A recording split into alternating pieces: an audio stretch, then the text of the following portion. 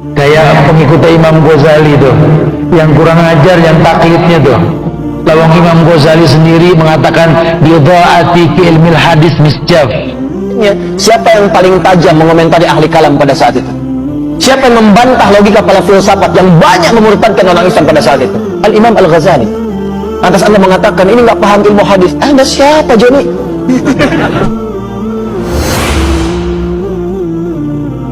Kayak pengikut Imam Ghazali tuh, yang kurang ajar, yang taklidnya tuh.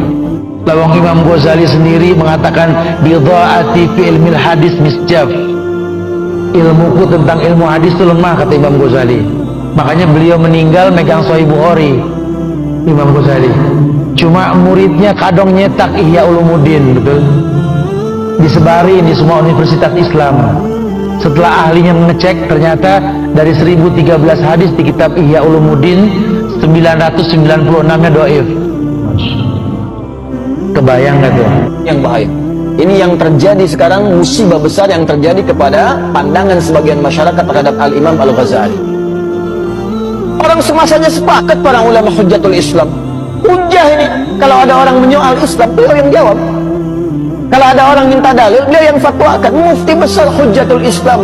Tiba-tiba orang sekarang mengatakan ini pembuat hadis palsu. Tinggalkan Ghazali. Anda siapa? Kalau tidak sepakat, tidak harus mencela.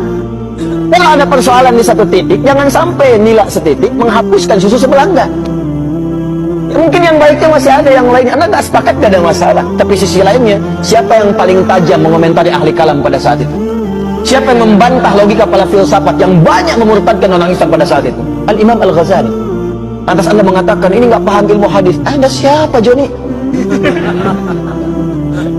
Quran beliau hatam, hadis-hadis paham, fikih juga mengerti. Tapi ada pertimbangan kenapa saya cantumkan ini, kenapa tidak, makanya pelajari dulu. Yaitu saya punya kawan orang Syria, tesisnya tentang Al-Imam Al-Ghazali. Kami sedang di halakah di TV malah saat itu, sedang bareng-bareng. Tiba-tiba ada pemateri mencerah Al-Imam Al-Ghazali, itu duduknya langsung berubah, matanya memerah. Dia katakan, bagaimana, apa yang harus saya lakukan? Saya tinggalkan saja halakah ini atau bagaimana? Kami bilang, jangan Anda tinggalkan. Kalau Anda tak sepakat, jawab dengan cara yang lembut.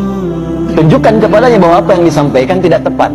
Maka dimulai dengan kalimat Sayyidi, Jazakallah khair, Masya Allah, kalimatnya bagus sekali. Ya Tuhan, terima kasih banyak, Anda dianugerahi Allah keilmuan yang sangat luar biasa, yang bagus sampai hadir di sini. Hanya ada beberapa poin yang saya kurang sepakat dengan pernyataan tentang Al-Imam Al-Ghazali. Dan Alhamdulillah, saya ini, tesis saya itu fokus di bidang Al-Imam Al-Ghazali. Saya telah mensyarah kitab-kitabnya, saya telah kemudian merapikan bagian-bagiannya, saya meneliti Al-Imam Al-Ghazali dari mulai beliau dilahirkan sampai karya-karyanya, sampai ke kualitas sanadnya. Maka sekarang kebalik, yang bicara tadi yang mulai begini. Karena apa? Beliau membaca satu buku, orang ini sudah mengamati dari lahirnya Al-Ghazali sampai karya-karyanya selesai. Maka disampaikanlah yang menurut Anda begini tadi, nampaknya menurut saya mungkin agak kurang paham, atau mungkin kurang baca referensi. Anda bisa cek lagi di referensi yang seperti ini yang meluruskan yang Anda baca tadi. Yang Anda baca begini, ini yang kurang tepat. Ternyata ada keterangan lain yang menunjukkan begini. Mungkin Anda bisa baca buku yang ini, Anda bisa baca kalimat yang ini. Setelah mendengarkan semuanya apa yang terjadi, yang satu tidak merasa digurui, yang kedua pun bisa paham dengan apa yang disampaikan. Akhirnya bersahabat kedua. Selesai. Jelas ya? Dan itu indah, itulah akhlak. Itulah akhlak. Jadi jangan sampai perbedaan pendapat di antara kita menjadikan kita tidak bisa minum teh bersama.